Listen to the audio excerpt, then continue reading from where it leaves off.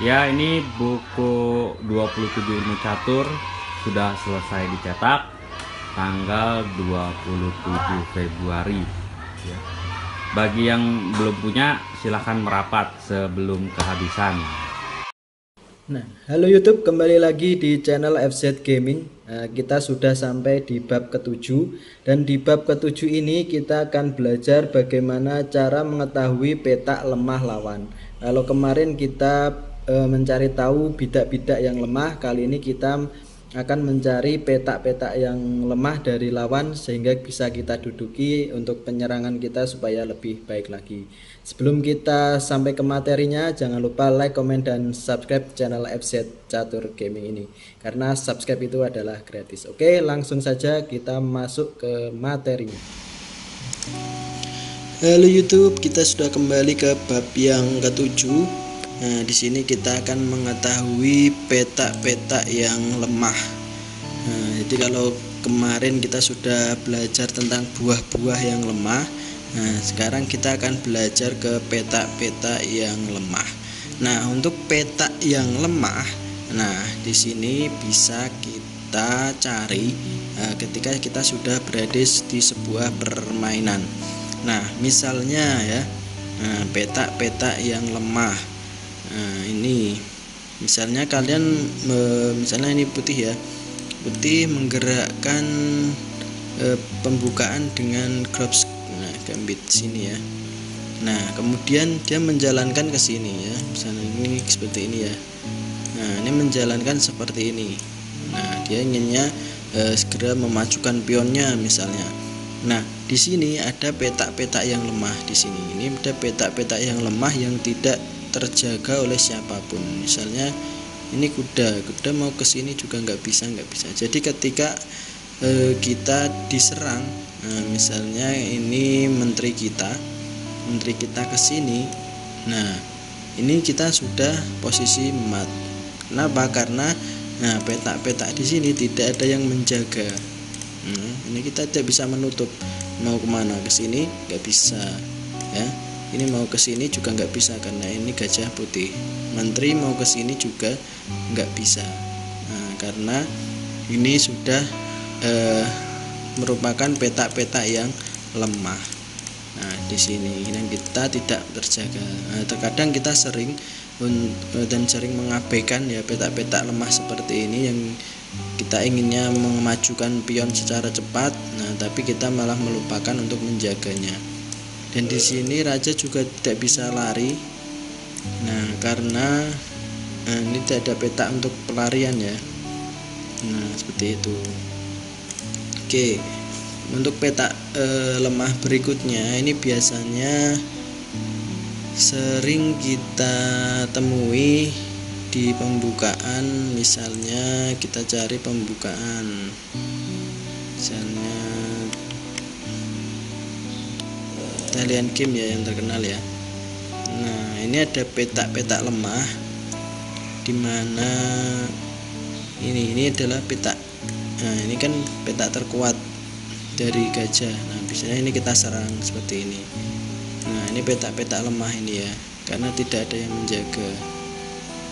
Nah, maka dari itu biasanya kuda dilakukan ke sini untuk mengancam gajah. Nah, di sini dia ini lemah sekali ya, karena putih tidak bisa menjaga. Nah, di sini kalau ini masih kuat. Nah, masih dijaga oleh gajah. Nah, kalau di sini, nah ini tidak bisa. Nah, di sini juga aman, di sini aman, di sini aman, di sini aman. Nah, ini petak-petak lemah dari lawan. Nah, ini bisa kita manfaatkan dengan kita menaruh buah-buah kita di petak-petak lemah lawan. Nah, misalnya ini ke sini.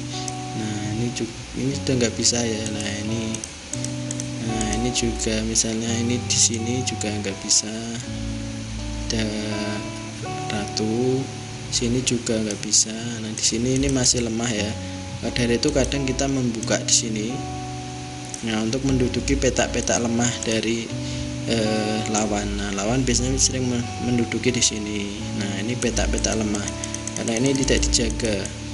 Nah, kecuali kalau kita untuk pengen mengantisipasi, nah kita bisa memajukan bidak kita ke H3 di sini untuk menjaga petak lemah yang ada di sini. Nah itu kawan, jadi kita juga harus pandai-pandai mencari petak-petak lemah, nah, supaya kita bisa menempatkan buah-buah kita di petak-petak lemah lawan. Nah misalnya di sini sering kita lihat ya, misalnya di sini. Nah, misalnya di sini kadang ada yang seperti ini. Nah, misalnya ini begini, misalnya ini di sini. Nah, seperti ini. Ini juga termasuk petak lemah, misalnya ini ya. Nah, ini petak lemah lawan, yaitu berada di petak D3. Nah, petak D3 ini termasuk petak lemah. Nah, kenapa ini termasuk petak lemah? Karena ketika kuda bisa ke sini mensekak mat di sini. Nah, ini gajah tidak bisa memukul karena ada open dari menteri. Nah, di sini. Nah, ini termasuk petak lemah lawan. Jadi di sini. Nah, kalau di sini bagaimana? Nah, ini bisa dimakan ratu. Berarti ini bukan petak lemah, tapi di sini adalah petak lemah lawan. Tapi kalau bagaimana makan kuda, masih ada pion yang ada di sini. Nah, ini termasuk petak-petak lemah. Nah, itu kawan. Jadi kita harus pandai-pandai untuk mencari petak-petak yang lemah. Nah, jadi kita kalau sudah ketemu dengan petak-petak yang lemah, ya kita bisa memaksimalkan untuk petak-petak yang lemah itu untuk kita duduki. Nah, misalnya ini ya ada langkah ke sini ya. Ini termasuk langkah smart. Nah, misalnya ini banyak sekali untuk pembukaan. Misalnya Sisilia. Nah, di pembukaan Sisilia, misalnya kita yang terkenal ya, pembukaan Najab.